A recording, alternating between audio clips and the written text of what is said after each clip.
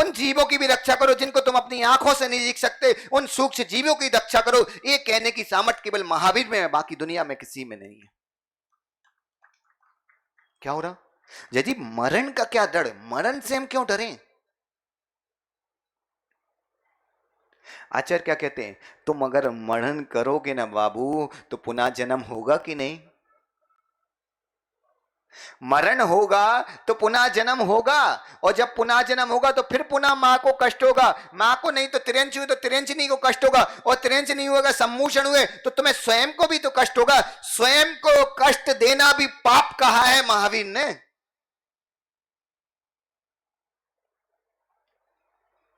कितना सौभाग्य मानना चाहिए, कितना सौभाग्य कि लोग तो बोलते हैं कि दुनिया में दूसरे को कष्ट मत दो, महावीर तो कहता है दूसरे को तो कष्ट मत दो, साथ में स्वयं को भी अगर कष्ट दे रहे हो तो वो भी पाप है। ऐसे दर्शन में हमने जन्म लिया, ऐसे महावीर के शासन में हमने जन्म लिया है। कितने आनंद का विषय है। अशोक जी, जब मरण होता है ना तो तुम घर जाओ ना तो राहुल से 2 बातें जरूर आज बोल देना हमारी तरफ से। बोलना, बेटा मरण के बाद देख मेरे पीछे कोई नहीं है, पूरी प्रॉपर्टी पूरी जायदाद तेरी ही है, मुझे कुछ नहीं चाहिए, मरण के बाद मैं लेके भी कुछ नहीं जाऊंगा। मुझे ये भी नहीं चाहिए कि तू मुझे चंदन की लकड़ी में जला या किस लकड़ी में जला, मुझे इससे भी कोई मरपरवाह नहीं है। तुम तो यहां तक बोल देना कि तुम मुझे जब मेरा मरण हो तुम दुनिया को बुलाओ पाओ नहीं बुला पाओ, पर 2 काम मेरे मरण के समय कर देना। एक, जब मेरी श्वास अंतिम बचे ना, जब मेरी श्वास अंतिम अंतिम लगे बचे लगे तो मुझे नमोकार सुना देना, और दूसरा जैसे ही मेरा मरण हो 48 मिनट के अंदर मुझे जला देना, क्योंकि मरे हुए शरीर में 48 मिनट के बाद सम्मोषण पंच इंद्री मनुष्य जाति के भी जीव उत्पन्न हो सकते हैं। ये कभी तुमने सोचा?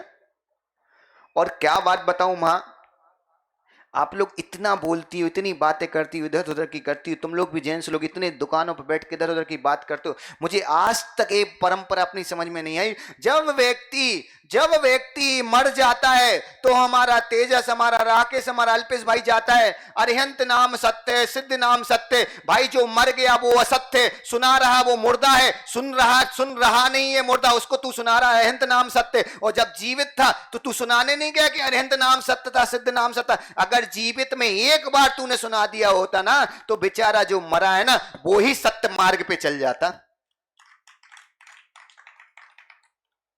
मां, आपके इतने मंडल होते हैं, महिला मंडल होते हैं जो दुनिया भर के होते हैं, अगर भारत में हर जैन समाज को एक ग्रुप ऐसा होना चाहिए भारत के अंदर जिसमें एक नियम हो कि अगर हमें पता चल जाए कि हमारी समाज के किसी व्यक्ति का मरण का समय है, वो ग्रुप वहां जाए, उनको संयम के मार्ग की रास्ता दिखाए, उनको दीक्षा के प्रति जागृत करे, उनको नमोकार की श्रद्धा दिखाए, उनको परमात्मा की श्रद्धा जगाए, उनको पंच परमेष्टि की भक्ति में लगाए। क्योंकि हम व्यक्ति के जन्म को नहीं सुधार सकते, लेकिन हम में इतनी सामर्थ्य होना चाहिए कि हर जैन व्यक्ति के मरण को सुधारे, ऐसी व्यवस्था हमारी समाज में होनी चाहिए। मरण क्या है?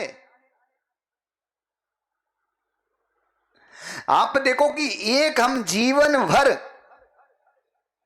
अभी किसी को बीमारी हो जाए, हकीकत बताना, रोज अभिषेक करने वाला व्यक्ति अगर किसी कारण से बीमार हो जाए और डॉक्टर बोले कि 15-20 दिन तुम्हें बेड रेस्ट करना पड़ेगा, कितने लोगों की सामर्थ्य होगी कि अभिषेक करने आएगा? बड़ौदा नहीं, पूरे भारत जैन समाज में बोल रहा हूं, एक व्यक्ति ऐसा खड़ा करके दिखा दो। और यहां गुरु को कुछ भी हो जाए, उनसे पूछ के देखो कितनी भी बीमारी है, कभी तुमने सुना कि गुरु सामयिक छोड़ता है, कभी तुमने सुना गुरु प्रतिमण छोड़ता है, कभी तुमने सुना गुरु अपने चर्या में दोष लगाता है? नियम से वो निर्दोष चर्या करता है, इसकी चीज की परवाह नहीं है उसको क्योंकि मरण हो जाए, क्योंकि वो मरण को छोड़ना चाहता है, वो मरण को भी महोत्सव बनाना चाहता है। ये जैन गुरु होते हैं जो अपने मरण को महोत्सव बनाते हैं। मरण भी मां एक प्रकार का नहीं, 5 प्रकार का मरण होता है। क्या? 5 प्रकार का मरण होता है। पहला मरण होता है पंडित मरण। क्या पहला मरण क्या होता है? तुम लोग के पास पेन कॉफी दी गई थी, कहां गई? छोड़ दी? 2 दिन का जोश फिर ठंडे। पहला मरण कौन सा होता है? पंडित मरण। ये मरण जो होता है ना वो केवली भगवान का होता है। कि एक बार बस भगवान से ऐसी भावना भाव कि भगवान मरण भी हो तो हे प्रभु पंडित पंडित मरण हो जाए, एक बार मरण हो जाए तो दोबारा जन्म ही नहीं होता। वो मरण ऐसा होता है, उस मरण में किसी को संस्कार करने का मौका नहीं मिलता, शरीर भी कपूर की भांति उड़ जाता है। जैसे कपूर रख दो ना, थोड़ी देर बाद देखना कपूर अपने आप उड़ जाता है, ऐसे शरीर उड़ जाता है। क्या मजा है, किसी जीव को हमारे शरीर में आग लगाने का मौका नहीं मिलता। उस शरीर को, वो कितना सौभाग्यशाली शरीर होगा जिस शरीर में वो आत्मा रही होगी, जिसने रत्नात्रय को धारण किया होगा। रत्नात्रय को अपने हृदय में इतने रूप, निर्दोष रूप से धारण किया कि वो केवली बना, और केवली बनकर मोक्ष गया और पंडित पंडित मरण को प्राप्त किया। वो आत्मा कितनी धन्य होगा वो शरीर कि जिसका शरीर भी कपूर के भांति उड़ गया। किसी पापी को उस शरीर में आग लगाने का मौका नहीं मिला। आग लगाएंगे तो अग्नि का एक जीव मरेंगे, और लेट हो गए तो शरीर में सम्मोचन, पंचेंद्रिय, मनुष्य जाति तक के जीव उत्पन्न हो सकते। इतने जीवों को भी तकलीफ नहीं दे के जाता है। वो ऐसी भव्य आत्माएं होती हैं, समझे ना भव्य अशोक जी, ऐसी भव्य आत्मा बनना है। दूसरा मरण होता है पंडित मरण। पहला पंडित पंडित, दूसरा पंडित। दूसरा मरण होता है पंडित मरण। ए मरण छठे गुणस्थान से लेके 12वें गुणस्थान बढ़ती मुनियों का होता है। और पहली चीज के ऊपर गुणस्थान में होते ही नहीं है मरण, छठे गुणस्थान बढ़ती मुनि का जो मरण होता है। और क्योंकि उनके पास सम्यक होता है, और निर्दोष सम्यक के साथ जब छठे गुणस्थान बढ़ती मुनि का मरण होता है ना, तो वो होता है पंडित मरण। आपने कभी एक चीज देखी, जब किसी गुरु की समाधि हो जाती है तुम उनको कितने सम्मान पूर्वक ले जाते डोला।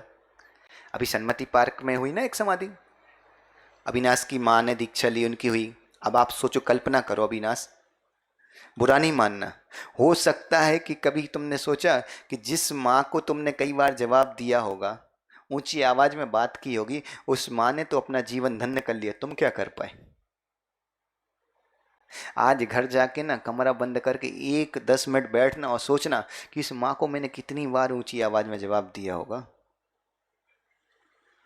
कभी भी हमारे घर में जो बुजुर्ग हैं उनको कुछ भी मत दो। हम तो कह रहे खाने में अगर तुम घी चुपड़ी रोटी देती, वो बंद करके बिना घी वाली रोटी देना शुरू कर दो। अगर दाल फ्राई देते तो हम तो कह रहे सादा दाल देना शुरू कर दो, कोई दिक्कत नहीं, पर प्रेम के 2 शब्द देना शुरू कर दो। वो तुम्हारे भोजन के बुजुर्ग भूखे नहीं होते, वो तुम्हारे प्रेम के भूखे थे। और तुम जब उनसे प्रेम के 2 शब्द बोलते हो ना, तुम्हारा 56 भोग जो उन्हें आनंद नहीं देता, वो तुम्हारे प्रेम के 2 शब्द देते हो। और जब तुम उनका अपमान करते हो, उनको नीचे गिराने की कोशिश करते हो ना बुजुर्गों को, याद रखना उनके प्राण नहीं निकलते, लेकिन वो हर समय एक ही बात सोचते कि इन शब्दों से अच्छा ये व्यक्ति मेरी पीठ पे चाकू घोंप देता ना, तो वो ज्यादा अच्छा कष्ट नहीं देता जितना कष्ट हमारे अशुभ शब्द देते हैं एक बुजुर्ग को। क्या है, बुजुर्गों का सम्मान करना सीखो।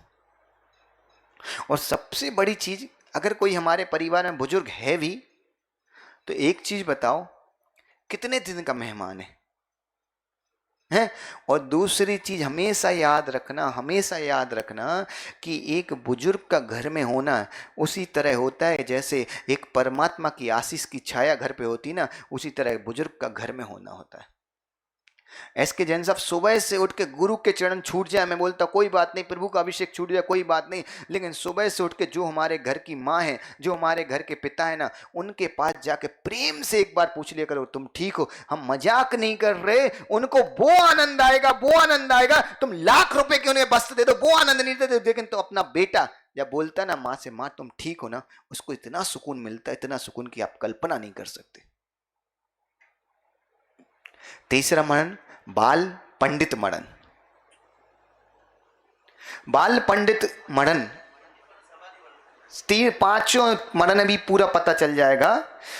तीसरा, पहला मरण भी समाधि मरण है, दूसरा भी समाधि है, तीसरा भी, चौथा भी, अभी धीरे धीरे सब आएगा। मुनि का हो रहा तो समाधि है, और छत्ते गुणस्थान बढ़ती।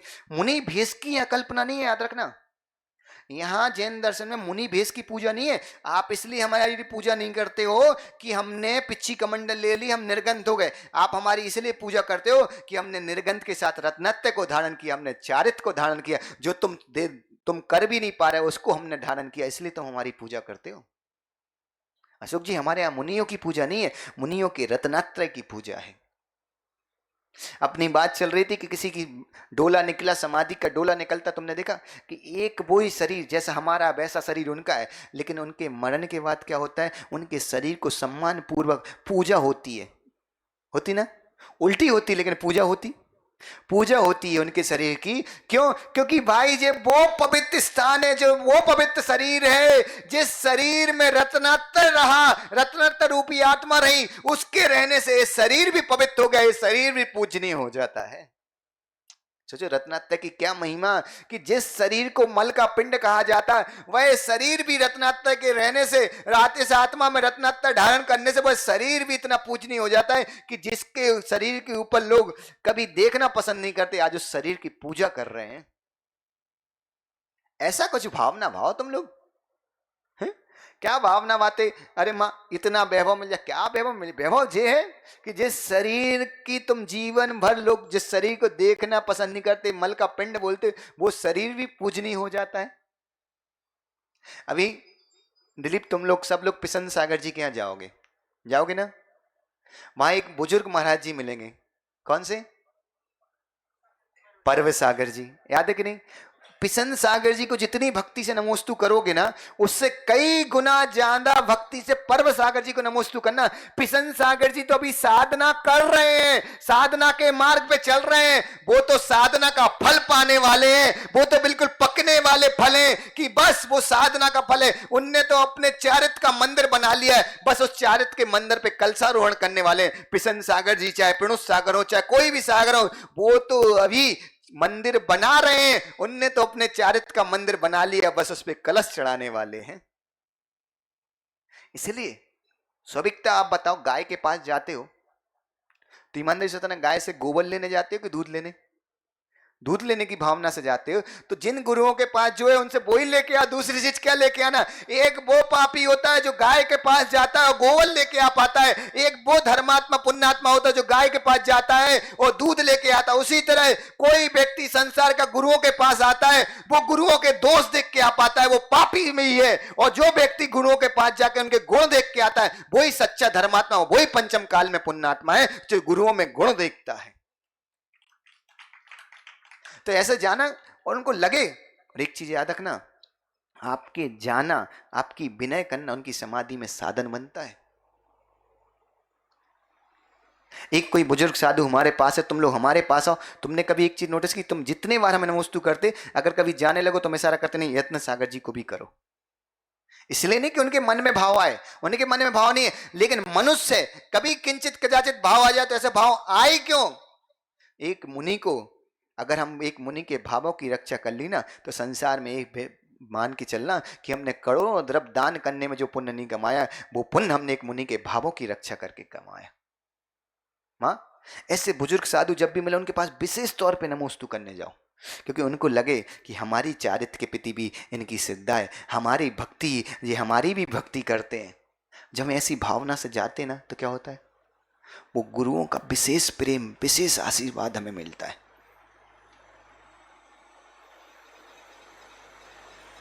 तुम कभी देखो कि जैसे अशोक जी को ले लो, आज अपने सभा में भी सबसे बुजुर्ग हैं, या मदन जी के पापा कर्ण माल जी हैं, आप देखो क्या है, ये लोग बुजुर्ग हैं। अब तेजस, अब तुम जो बताओ, अशोक जी 75 प्लस हो ना, 70 प्लस, 69, चलो 65 प्लस हो गए, ठीक है। तेजस तुम्हें 65 प्लस होने में कितना टाइम अभी?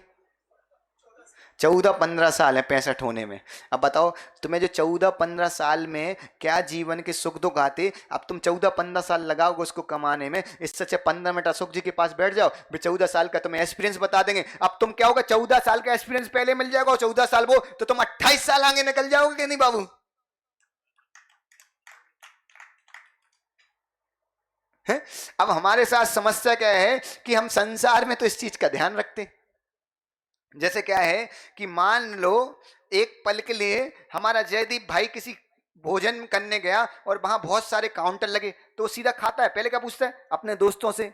जैसे राकेश गया साथ, पहले पहुंच गया था, राकेश से क्या पूछेगा, राकेश भाई कौन से काउंटर पे क्या क्या है, तो पता करते ना कि कहाँ अच्छा है। तो उसी तरह हम तो अभी छोटे हैं, जो हमारे परिवार में, जो हमारे समाज में बुजुर्ग हैं, उनके पास अनुभव के काउंटर हैं, वहां चले जाओ, उनसे अनुभव ले लो, क्योंकि जब तक तुम उस उम्र में पहुंचोगे तो पता चले वो अनुभव आने के बाद तुम अनुभव का उपयोग कर पाओ नहीं कर पाओ। आज अनुभव ले लोगे तो जीवन भर तुम्हें कभी कोई कष्ट नहीं आएगा, क्योंकि उनने हमें पहले ही बता दिया कि बेटा इस अवस्था में ऐसा ऐसा कष्ट आता है। हम पैसे ले तैयार है कि ये कष्ट आता है, जब तक पता चल जाए कि चोर चोरी करने आ रहा था तुम सिक्योरिटी बढ़ाते कि नहीं। तो उसी तरह की संसार के कौन कौन से पाप, कौन कौन सा मन हमारा भ्रमित होता है, जो बुजुर्गों के पास जाके उनसे ये अनुभव लो। और जब तो उनसे ये अनुभव लोगे ना, तो तुम्हें वो पाप, वो कष्ट तुम्हें कष्ट नहीं लगेंगे, वो कष्ट भी तुम्हें सुख जैसे लगने लगेंगे।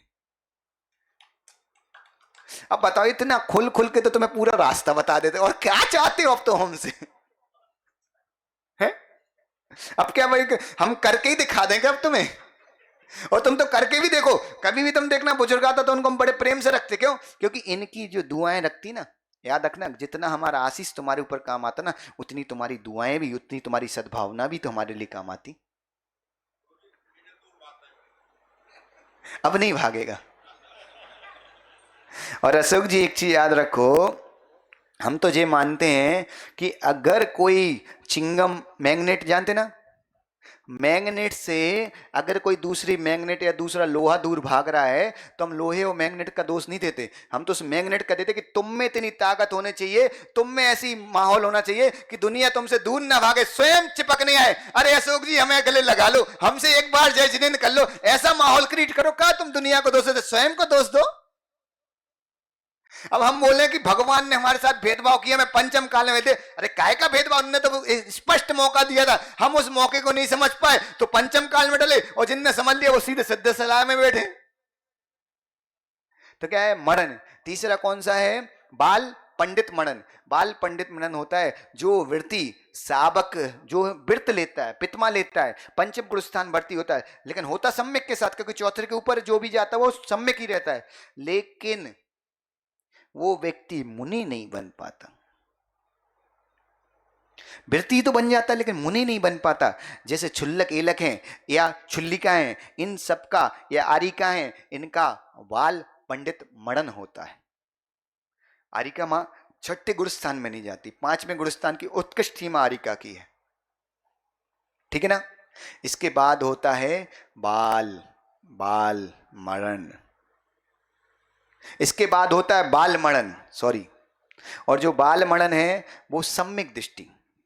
कोई व्यक्ति ऐसा है जिसको बिल्कुल सम्यक हो गया, चतुर्गुण स्थान में है, और लेकिन उसने ना व्रत लिया ना संयम लिया, केवल इतना संयम कि पंच अणुव्रतों का पालन करता है, निर्दोषता से करता है, जैन धर्म पे पूर्ण सिद्ध है, देवशास्त्र गुरु के ऊपर सिद्ध रखता है, और जीवन में अगर कोई मंत्र है तो नमोकार, इसके अलावा दुनिया में और किसी चीज के पीछे दौड़ता नहीं, किसी चीज के पीछे भागता नहीं। वह व्यक्ति मरण समय में अगर नमोकार पूर्वक, नमोकार का ध्यान करके, पंच परमिष्टि का ध्यान करके सम्यक पूर्वक मरता है, तो उस व्यक्ति का बाल मरण होता है। और सर्वाधिक जिस मरण की संख्या है, जिस मरण में लोगों की मरने की संख्या है, वह मरण, अगर कोई मरण है तो वह है बाल बाल मरण। जो व्यक्ति न धर्म का ध्यान रखता, न हिंसा का ध्यान रखता, न व्यक्ति किसी कर्म का ध्यान रखता, केवल मिथ्यात्व को पूजता है, मिथ्यात्व की आराधना करता है, और मिथ्यात्व को पूजे ना पूजे, धर्म को तो बिल्कुल भी कुछ भी नहीं मानता, उसे व्यक्ति का जो मरण होता है, ऐसे व्यक्तियों की संख्या भी अधिक है। ऐसे व्यक्तियों का मरण जो होता है ना, वह होता है बाल बाल मरण। तो क्या समझे, सर्वाधिक संख्या किसकी है? बाल बाल मरण।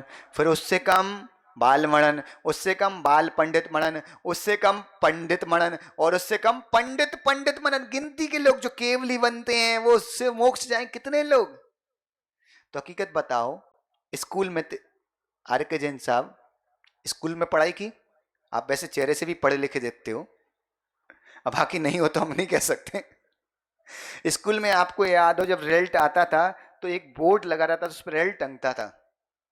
तो हकीकत बताना, एक उसमें एक स्टेप रहता था, एक दूसरे कलर से टॉप 10 के नाम लिख रहते थे, और एक नॉर्मल कलर से पूरे बच्चों के नाम लिख रहते थे। तो हकीकत बता, जो पूरे बच्चों की लिस्ट में जिनका नाम आता था, उनके माँ बाप खुश होते थे कि जिनका टॉप 10 में आता था उनके। और एक व्यक्ति वो जो टॉप 10 में भी पूरे स्कूल में 1 नंबर पे आता था वो, और एक व्यक्ति वो कि जो पूरे जिले में 1 नंबर पे आता था वो है।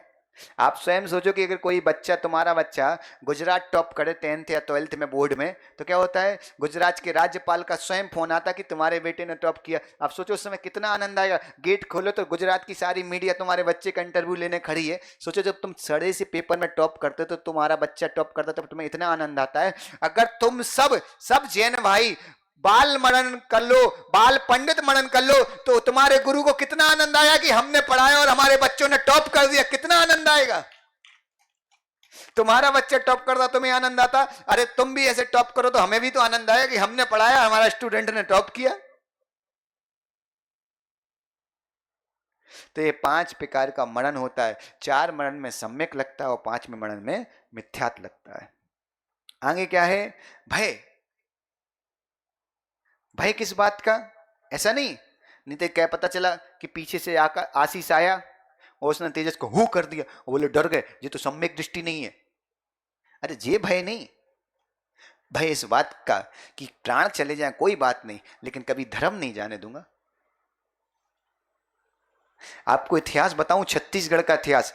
छत्तीसगढ़ के समय जब शासन चल रहा था, उस शासक ने बोला कि तुम्हारी बेटी से मेरा विवाह करा दो, वरना मैं तुम लोगों की गर्दन अलग कर दूंगा। और उसने आदेश कर दिया अगर कोई पानी छानते हुए मिल जाए तो उस व्यक्ति की गर्दन अलग कर देना।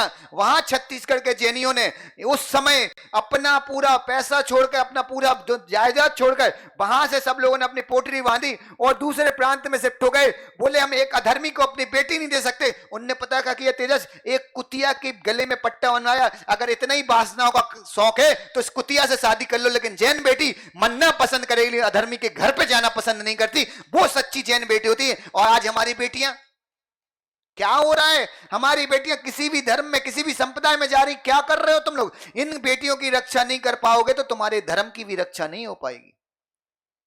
जैनी भाई पैसे के लिए लोलुपी नहीं होता है, जैनी भाई अपने धर्म का लोलुपी होता है। उसको किसी भी चीज का डर नहीं होता कि कितना भी पैसा चले, उसको इस बात का भय नहीं होता है। ये भय की बात है यहाँ, उस भय की बात नहीं है यहाँ। इस भय की बात है कि जैनी व्यक्ति कितना भी कुछ हो जाए, कितना भी कोई भयभीत करे, अमुक बोले कि हम तुम्हें बेंतर छोड़ दें, तुम्हें भूत छोड़ दें, 50 छोड़ देंगे, लेकिन याद रखना पुण्य आत्मा के सामने कोई बेंतर, कोई पिशाच कुछ नहीं करता है। जो देवशास्त्र गुरु की भक्ति कर रहा है उसकी रक्षा में स्वयं देवशास्त्र गुरु है। उनके लोग के बेंतर जो छोटे मोटे चीजें क्या उखाड़ लेंगे।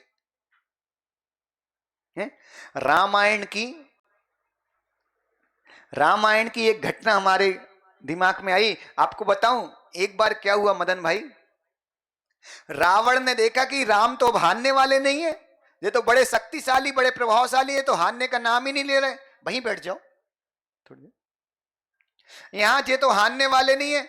रावण ने जैसे देखा कि ये तो बिल्कुल किसी भी हालत में नहीं हारने वाले, रावण से रहा नहीं गया। रावण ने क्या किया मामा जी, रावण ने क्या किया राकेश, रावण ने पता क्या किया, रावण ने एक बहुरूपणी विद्या सिद्ध की। और जब रावण ने बहुरूपणी विद्या सिद्ध की और उस विद्या को आदेश दिया कि जाओ और राम को का प्राण लेके मेरे पास वापस आओ, वह विद्या रावण की सिद्ध थी, रावण की आज्ञा में गई। और देखना यहां रावण की जब आज्ञा से वो विद्या गई ना, तो वो रावण राम के प्राण लेने गई थी, लेकिन राम की 3 प्रतीक्षण लगाती है और रावण के पास वापस आती है और क्या कहती है कि भाई तुमने जरूर सिद्ध किया मुझे, तुम मेरे स्वामी हो, लेकिन राम का पुण्य इतना तीव्र है कि मैं उनके प्राण तो नहीं ले सकती, तुम कहो तो तुम्हारे प्राण ले सकती हूं, क्योंकि राम पुण्यात्मा है, तुम्हारे पास विद्या है लेकिन राम के पास पुण्य है। तो तुम क्या समझ रहे, दुनिया में विद्या काम की नहीं है, पुण्य काम का है। लेकिन हम दुनिया में काय के पीछे दौड़ रहे हैं, यश के पीछे दौड़ते हैं। हम दुनिया में पुण्य को छोड़ के दुनिया की हर चीज के पीछे दौड़ते हैं। अभी अशोक जी के मन में भी एक प्रश्न आया था कि ये पुण्य कौन सी बला है और पाप कौन सी बला है। तो बिल्कुल सीधे शब्दों में समझाऊं ना, एक ही परिभाषा समझ लो, जिस कार्य को आकाश, जिस कार्य को करने के बाद तुम्हारा हृदय खुश हो जाए, जिस कार्य को करने के बाद तुम्हारे मन में प्रसन्नता है, जिस कार्य को करने के बाद तुम्हारा अंतरंग बोले कि आज कुछ अच्छा कार्य किया, समझना वो पुण्य है। और जिस कार्य को करने के बाद 100 लोग भी तुम्हारी तारीफ करें लेकिन मन उदास हो, हृदय उदास हो और अंतर मन बोले कि मेरे से कुछ गलत हो गया, समझना वही जीवन में पाप है। हकीकत बताओ, आप लोग जैसे कभी कभी आलू मुख में रख लेते हो, लेकिन कभी एकांत में बैठते तो मन में भाव आते ना गलत है, तो वो क्या है? गलत चीज का मन खुद गवाही दे देता, अंतरंगात्मा गवाही दे देती कि बेटा वो पाप है। और जब तुम गुरुओं को आहार देते, कभी गवाही आई? कैसे एक आनंद आता दिलीप? अरे एक आनंद आता, एक गुस्सा रहता, अरे एक गिलास देने मिल गया मुझे गुरु को, तो वो क्रिया क्या है? पुण्य क्रिया है ना अशोक जी? अब कभी भी कोई क्रिया करने का मन उदास हो, दिल उदास हो, तो समझना वो पाप क्रिया है। लेकिन याद रखना, 100 लोग तुम्हें उदास करने के भाव कर रहे हो, लेकिन अंतर बोल रहा है कि नहीं, कितने भी 100 लोग मना कर रहे हो, लेकिन जे क्रिया वास्तव में सम्यक है, जे क्रिया वास्तव में अच्छी है, तो समझना वो पुण्य क्रिया है। भय, सम्यक दृष्टि भयभीत नहीं होता, उसको किसी भी दुनिया का भय नहीं लगता कि लोग मेरे साथ क्या करेंगे, कोई ऊपरी बाधा कर दे, कुछ भी नहीं होता। और याद रखना, पुण्यात्मा के गले में कभी भी कोई बाधा नहीं आती। कितने भी लोग टोटका कर लें, कितने भी कुछ कर लें, जैसे दुकानों में होता ना, कई जैन भाइयों को बड़ा डर रहता है कि उनकी दुकान के सामने किसी ने सिंदूर छोड़ दिया, किसी ने नींबू छोड़ दिया, किसी ने मिर्ची छोड़ दी, किसी ने काला कपड़ा। अरे जैन भाई हो, तुम क्यों डरते? तुम मत डरो। अरे किसी ने कुछ छोड़ दिया, तुम उठाओ नमोकार और पानी में पड़ो और फेंक दो। नमोकार से जना कोई ताकत नहीं तुम्हारे पास, तो सबसे बड़ा मंत्र है, तुम तो दुनिया के सबसे बड़े मंत्रवादी हो। जैनी को इस बात का गर्व होना चाहिए कि जैनी से बड़ा मंत्रवादी दुनिया में कोई और हो ही नहीं सकता, क्योंकि तुम्हारे पास नमोकार है। अगर नमोकार है ना नरेश भाई, कितना भी लोग कुछ कर दे, कितना भी कुछ कर दे, तुम्हें तो जब भी विपदा है नमोकार पढ़ना, सारी विपदाएं यूं भाग जाएंगे।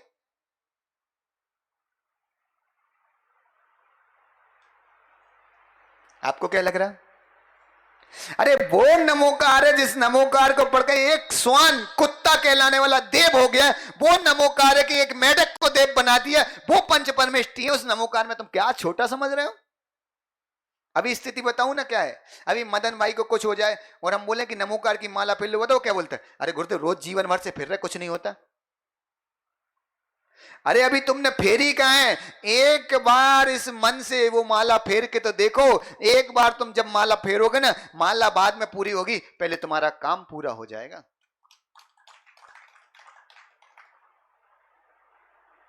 आकाश, आशीष, अब कभी दोनों भाई के मन में भाव आए ना कि एक बार सिंगापुर घूमने चलना है, एक बार दुबई घूमने चलना है, एक बार अमुक देश घूमने चलना है। हर जैनी के मन में ये भाव आते हो। जैनी बड़े सम्मान से भी जाता है। हम ये नहीं बोल रहे मत जाओ, पहले तो उत्कृष्ट कि नहीं जाओ। अगर तुम जाने के भाव भी रखते हो विदेश घूमने के, कहीं भी घूमने के, तो इस चीज का भी याद रखो कि जब तुम्हारा मन दुनिया में घूमने के भाव करता है, उस मन को एक ही बात बोलना कि हे मन, तू दुनिया में तूने जहां बोला मैंने तुझे वहां घुमाया। तेजस, मन से यही बोलना कि तूने जहां जहां बोला मैंने वहां वहां घुमाया।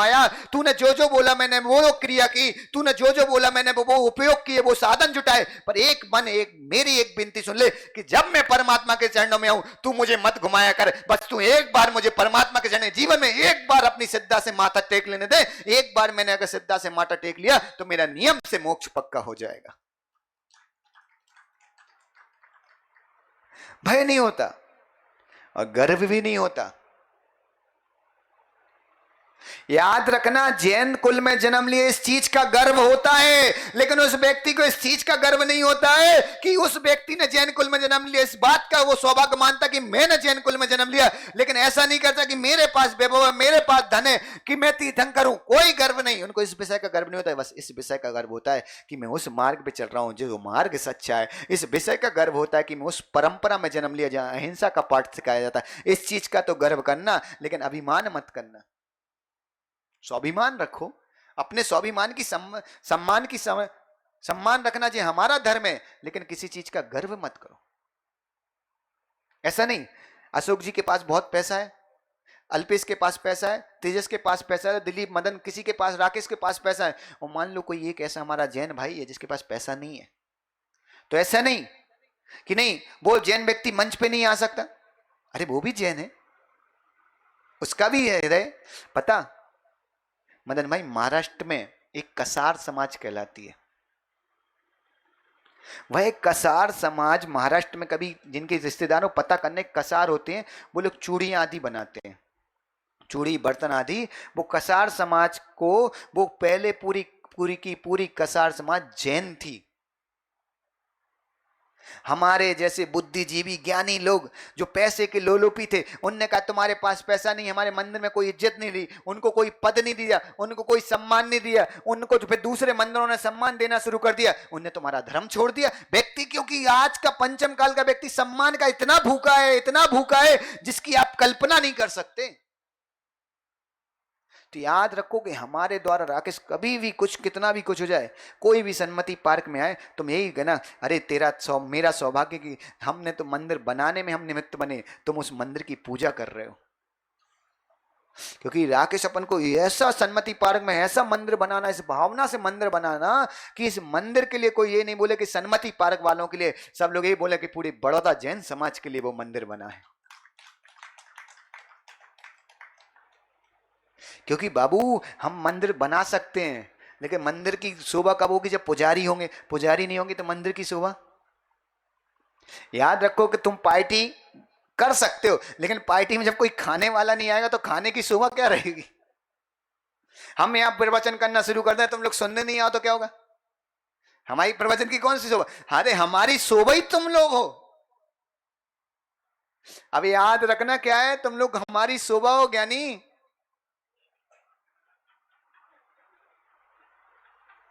है कि नहीं अल्पेश ज्ञानी? आगे क्या उन्होंने कहा? राग। तो क्या नहीं होता है? राग नहीं होता। परमात्मा को किसी चीज में राग नहीं होता। पर याद रखना, सावक के अंदर राग होना अनिवार्य है। परमात्मा को राग नहीं होता, लेकिन सावक को राग होना।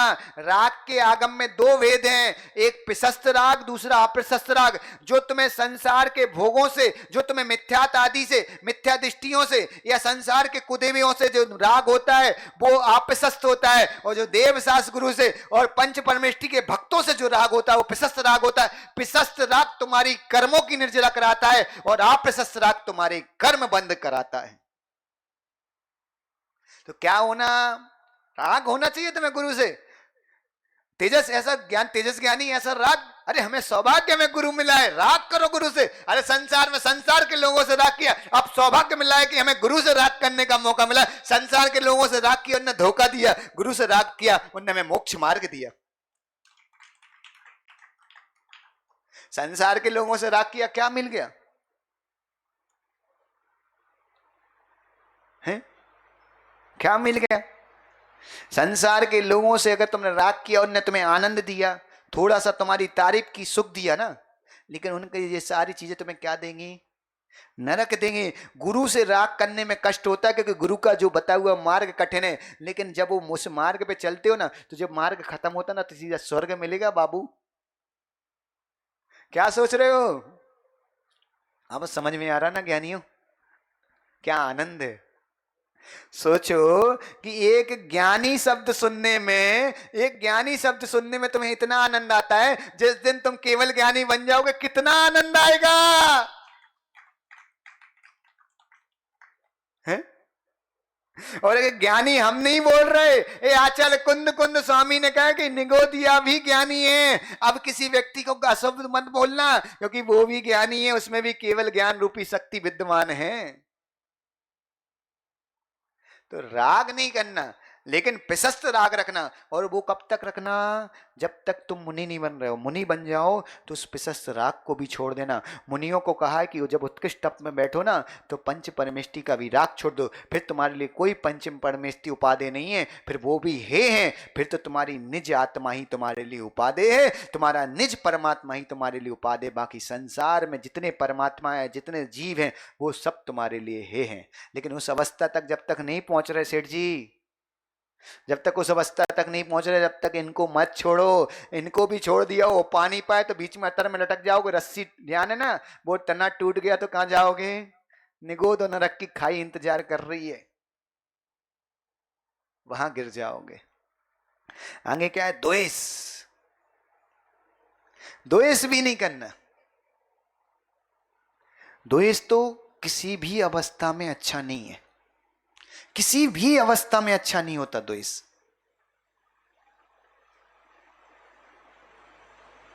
क्या है? द्वेष किसी भी अवस्था में कभी भी अच्छा नहीं था। आप ये बताओ तेजस, कोई व्यक्ति है वो बार बार में छोटी छोटी बातों में गुस्सा करता, तुम्हारे मुख से क्या निकलने लगता है? बड़ा गुस्सैल व्यक्ति है। मान लो हमारे पास भी है, या गुस्सा करे तो फिर तुम लोग क्या समझाते हैं? अरे गुरुदेव वो ऐसे ही है, उसको मत सुधारो, वो सुधर ही नहीं सकता, उसका कुछ भी नहीं हो सकता। तो तुम द्वेष भी तो ऐसा ही है, तुम एक बात किसी से द्वेष बांध लेते हो, है ना? हमेशा आप ये बताओ, तुम्हें याद है ना, अगर मान लो माँ कढ़ाई में तुमने सब्जी बनाई, जब कढ़ाई में सब्जी बनती है और सब्जी में अगर धोखे से नमक अधिक डल जाए तो फिर सब्जी को फेंकते हो कि और सब्जी मिला लेते हो? और सब्जी मिला लेते ना। और सब्जी मिलाने से क्या होता है? नमक बिल्कुल शांत हो जाता, फिर सब्जी, वही सब्जी कैसी लगती है? जो सब्जी तुम्हें वॉमिटिंग कराने वाली थी वही सब्जी तुम्हें बड़ी टेस्टी लगती है। और कई बार तो धोखे से बनी हुई सब्जी इतनी टेस्टी लगती है कि 4 रोटी खाने वाला भी 5-6 सूट के चला जाता है। वो बात अलग है, तुम्हारे भाग में 4 बनती तो तुम्हारे हिस्से की 4 ही बनती, वही लिखी है, तुम्हें 5 ही मिलती ही नहीं है। लेकिन क्या होता है, उसी तरह जैसे कढ़ाई की सब्जी बिगड़ने पे मां तुम अपना नमक अधिक होने पे दूसरी सब्जी मिला लेती है, उसी तरह हमारे परिवार में, हमारी समाज में कोई व्यक्ति के अंदर कसाय के भाव आ गए, खारापन आ गया, तुम प्रेम की सब्जी उसको डालो और उसके खारापन को समाप्त करके उसको लेवल में लाओ, वो भी हमारी समाज में योग्य हो सकता है। लेकिन हम क्या करते हैं? उसको फेंकना शुरू करते। फेंकने से क्या होगा? सब्जी बर्बाद होती है। हमारे समाज के व्यक्ति को ठुकराने से हमारा समाज टूटता है। हमें समाज के व्यक्ति को ठुकराना नहीं है, उनके अंदर प्रेम वात्सल का इतना पानी डालना है, इतनी सब्जी डालनी है कि वो भी लेवल पे आ जाए। लेकिन ये कौन करेगा? कब से करोगे? आज से ही करो। और जे दिक्कत मानने ना अशोक जी कि हमने कोई अच्छी विचार किया, अल्पेश क्यों नहीं करा? नहीं करने तो उसकी बुद्धि, हमने किया, हमें तो उस चीज का गर्व होना चाहिए, हमने किया, हमें करना है। अगर हर जैन व्यक्ति ये सोचता ना कि कब एक होंगे, अरे कब एक होंगे? तुम सब एक एक, एक सोचना शुरू कर दो, एक होना तो आज ही एक हो। आज तुम लोग इतने बैठे, तुम सब सोच लो कि हम सब एक हैं तो एक हैं, और तुम सोचो अलग है, अलग तो अलग है। मान लो हमने बोला, राकेश ने तैयारी की, नहीं सकल जैन समाज एक हो जाए, जयदीप बोला हमें नहीं होना, मत हो भाई, जितने हो रहे हैं उनको तो जैन समाज समझो, जो नहीं हो रहा उनको समझ जाओ क्या है। वो खुद बताना चाह रहे हैं कि हम केवल महावीर के नाम की चादर ओढ़े हैं, अंदर तो हम महावीर के नहीं है। और जो महावीर के नाम की चादर ओढ़े हैं वो व्यक्ति अगर एक नहीं हो सकता महावीर के नाम पे, तो याद रखना केवल वो महावीर के नाम की चादर ओढ़े, और चादर कभी कल्याण नहीं करती महावीर के नाम की। महावीर के नाम की भक्ति कल्याण करती हो। जिसके अंदर महावीर के नाम की भक्ति होती है ना, वो महावीर के नाम पे नियम से एक हो जाता है। राग द्वेष क्यों घुसा है? क्योंकि हमारा मान सम्मान हमें आड़े आता है। आपको गुस्सा कब आती? जब आपके मन की नहीं हो। बुरा नहीं मानना कोई भी व्यक्ति, जब आपके मन की नहीं होती है या आपके अनुसार नहीं होती तो आपको गुस्सा आती है। लेकिन उन्हीं पे आती है जिनके ऊपर आपको करने की सामर्थ्य है। अगर कोई आपसे दमदार आ जाए तो आप वहां भी ठान से बैठते, ऐसा नहीं है। अभी क्या बोलते, एक कहावत है कि एस के जैन साहब, एक व्यक्ति ऑफिस में बहुत उदम मचाता था। अब उससे पूछा कि भाई तू ऑफिस में इतना उदम मचाता, घर पे क्या होता है? तो बोले भाई यहीं शेर रहता हूं, वहां जाके तो दुर्गा सवार हो जाती है। तो उसी तरह क्या है, जब तुमसे कोई ताकतवर मिल जाता ना तो तुम सब क्या हो जाते हो जयदीप? ठंडे हो जाते हो। तो उसी तरह याद रखो कि पुण्य जो है ना, जिनको पुण्य की इच्छा है ना, वो व्यक्ति गुस्सा नहीं करता। जैसे क्या होता है, हमने बताया था ना एक दिन कि मान लो अशोक जी के बेटे की मां से कोई गिलास टूट गया, तो अशोक जी पता क्या कहते? ऐसे ही बिल्कुल यही सिखाया तेरी माँ ने, ऐसे ही काम करती है। और जिस दिन अशोक जी से टूट जाता, उस दिन पता क्या कहते? बीच में ही रखना था। तो दूसरे कंडीशन, हर कंडीशन में दूसरे की गलती, हम अपनी गलती स्वीकार करते नहीं। राग द्वेष जब बढ़ता है, जब कसाय बढ़ती है, जब हम अपनी गलती स्वीकार करना बंद कर देते।